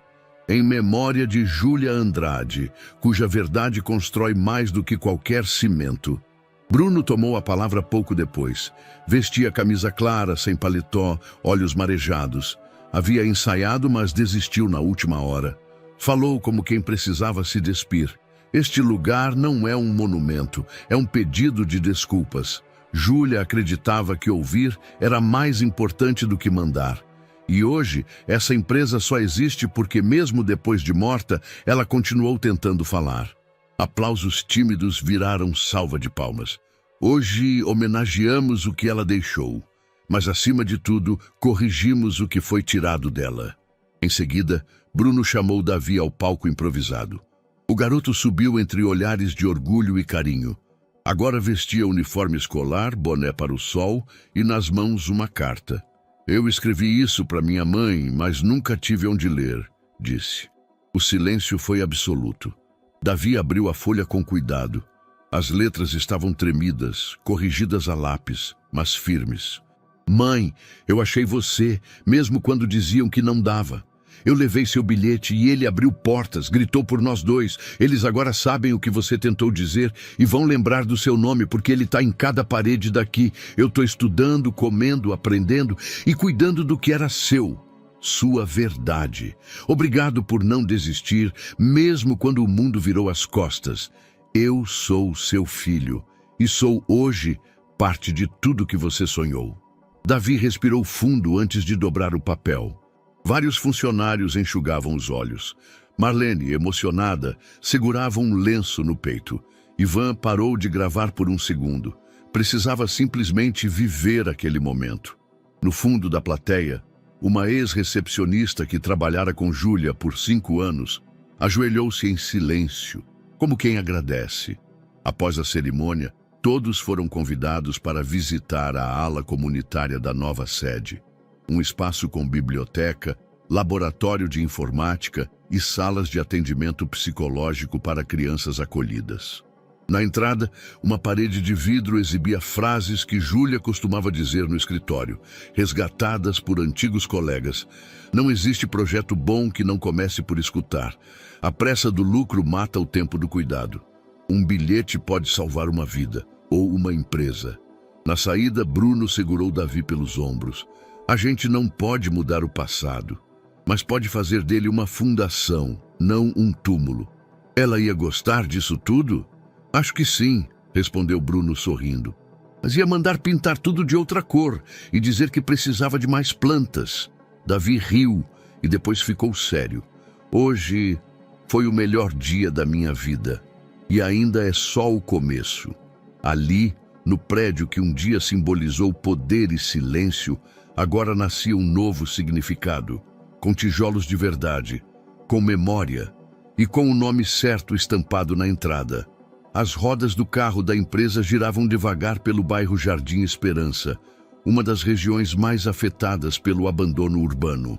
Casas de tijolo cru, ruas sem asfalto e postes improvisados com fios cruzados compunham o cenário da nova visita de Bruno. Ele e Davi saíam mais uma vez do conforto da sede para o concreto rachado da realidade. Aqui era para ser um conjunto habitacional, disse Marlene, que os acompanhava. Projeto aprovado há 10 anos. A verba veio, sumiu e só sobraram promessas e barracos. O terreno, parcialmente murado, ainda tinha um tótem em metal desgastado com o nome do programa habitacional que nunca saiu do papel. Em volta, crianças jogavam bola em um campo de terra, mães cozinhavam em fogareiros improvisados e homens mexiam em estruturas com ferramentas emprestadas. Ao descer do carro, Bruno foi direto ao grupo reunido sob uma lona. Meu nome é Bruno Alencar. Eu vim aqui para escutar, disse, sem microfone, sem pompa. O grupo se entreolhou. Um senhor de boné respondeu. Escutar? Vocês só vêm aqui em ano de eleição, ou quando querem limpar imagem. Bruno assentiu. Eu mereço ouvir isso. Mas eu não vim aqui como político, nem como empresário. Vim porque cansei de não ouvir. Davi circulava entre as crianças. Contou sua história a um menino chamado Tiago, que não sabia o próprio sobrenome. Dividiram biscoitos e apelidos. Trocaram o número da casa improvisada em papel de pão.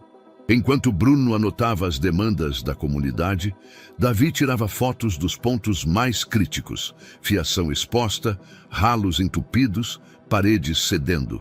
No caminho de volta ao carro, uma senhora se aproximou. O que vocês vão fazer com isso?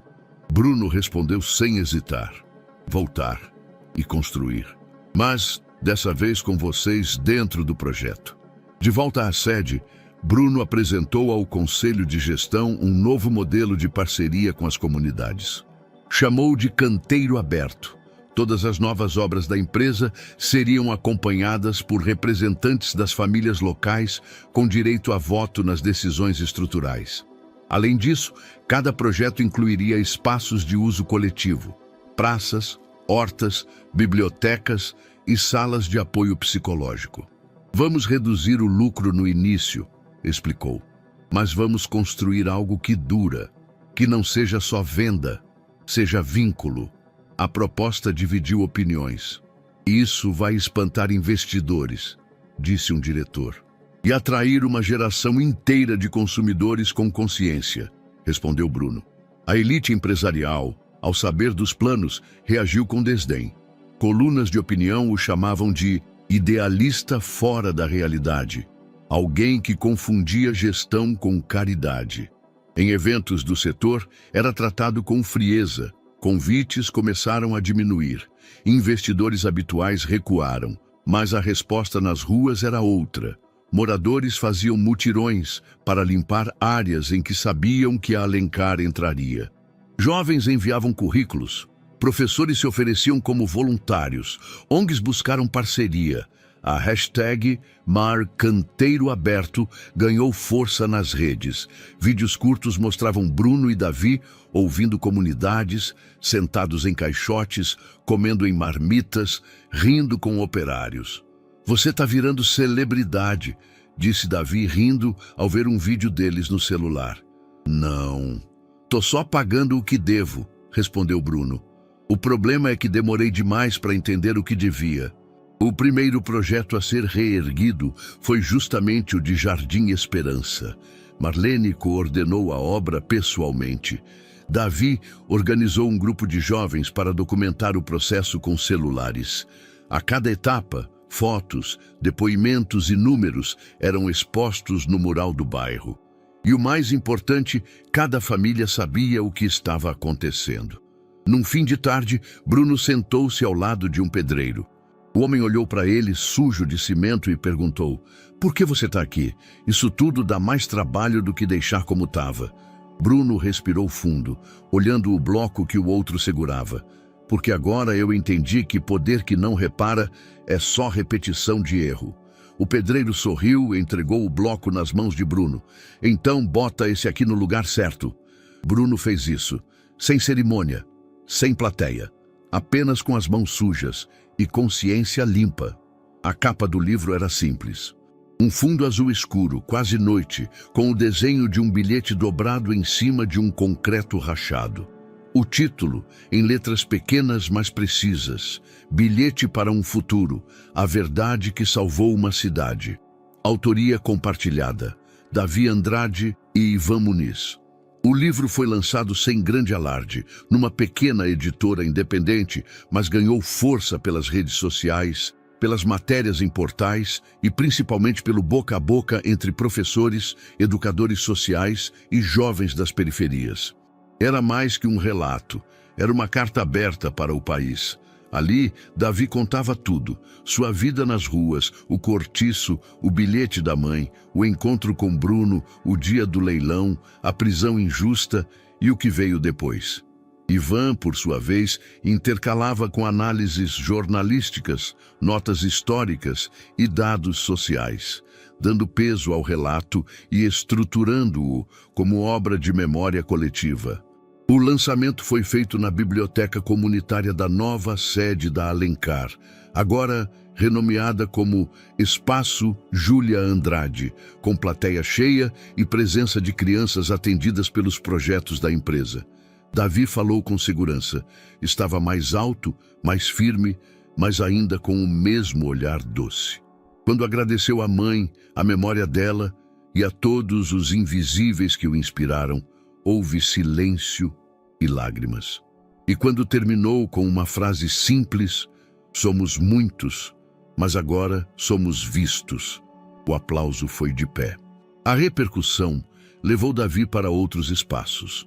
Ele passou a dar palestras em escolas públicas, a participar de rodas de conversa com assistentes sociais, a orientar ONGs sobre como escutar e formar jovens em situação de rua.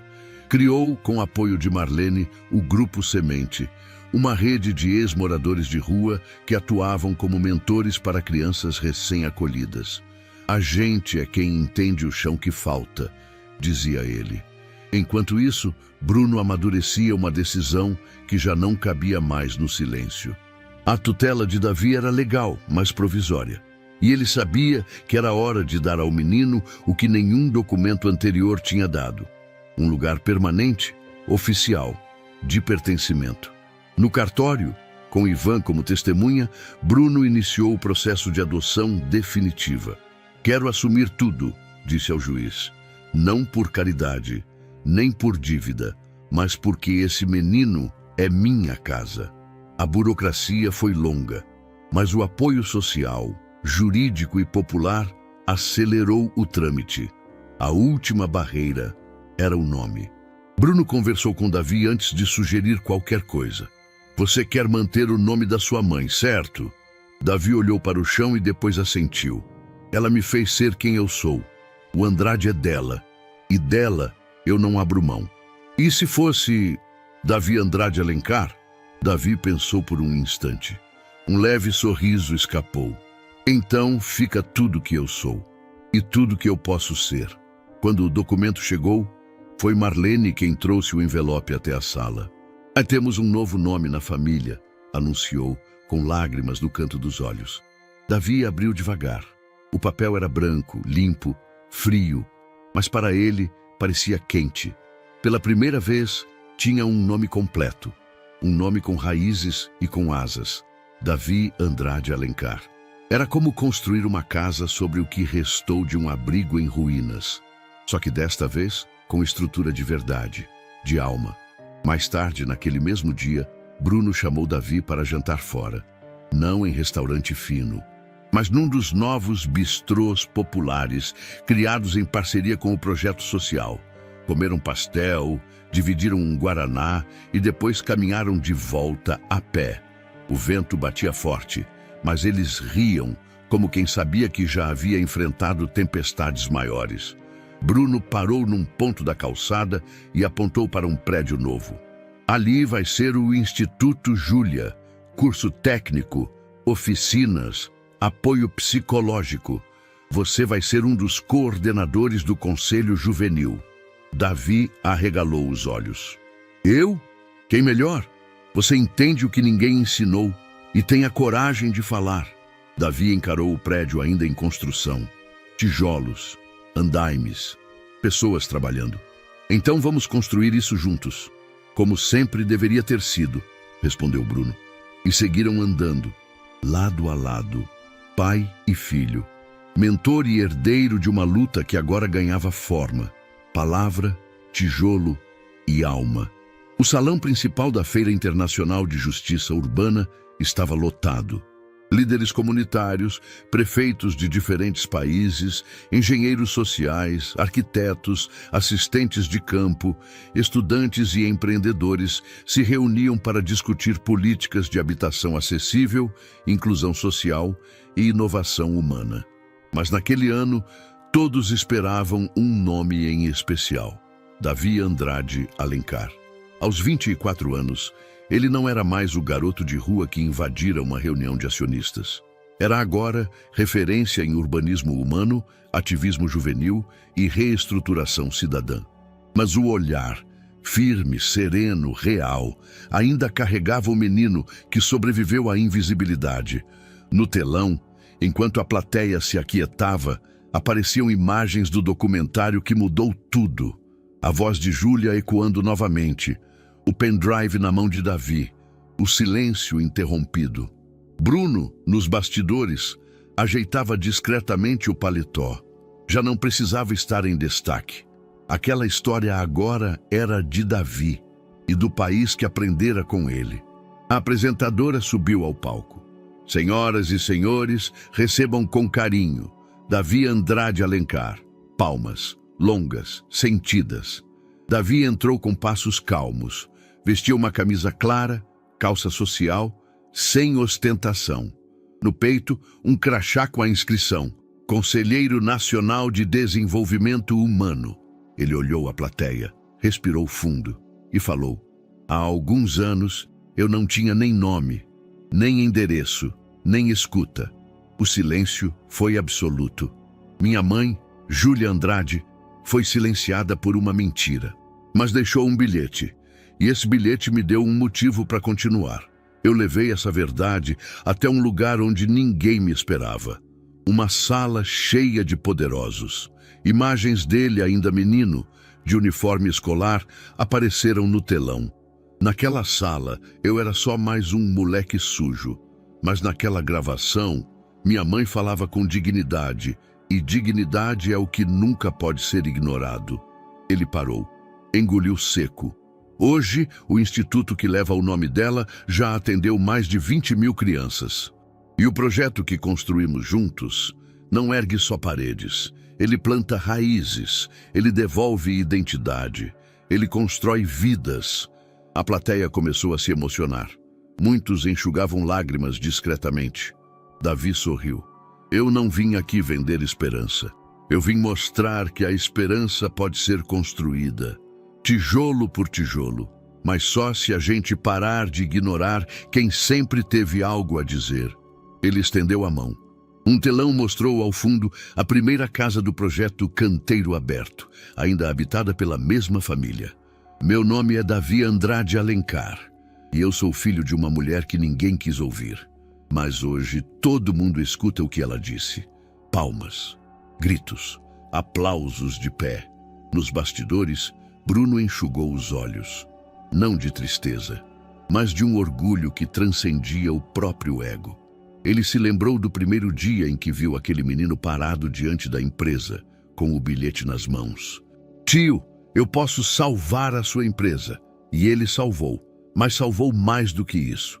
Mais tarde, numa entrevista, perguntaram a Davi o que ele diria ao garoto que era aos 11 anos. Ele pensou por um momento, depois respondeu: eu diria, não é o tamanho do seu sapato, é o tamanho da sua voz. Grite mesmo se ninguém escutar, porque um dia vão escutar e vai mudar tudo. A construtora Alencar era agora a maior do país em impacto social e urbanização sustentável. O nome Júlia Andrade figurava nos currículos de urbanistas do mundo todo. O grupo Semente se espalhara por 23 cidades, mas nada superava o que fora construído entre dois seres humanos. Um homem que precisou reaprender o que é ouvir, e um menino que nunca deixou de acreditar que sua história tinha valor. No fim daquele dia, enquanto o auditório se esvaziava e o sol caía sobre os telhados do mundo, uma única frase ecoava pelos corredores: um bilhete pode não salvar o mundo, mas pode salvar quem vai mudar o mundo. E aí, o que você achou dessa história emocionante? Compartilhe sua opinião nos comentários. Adoraríamos saber o que você pensa. Não se esqueça de deixar seu curtir no vídeo para nos apoiar e se inscrever no canal. Até a próxima!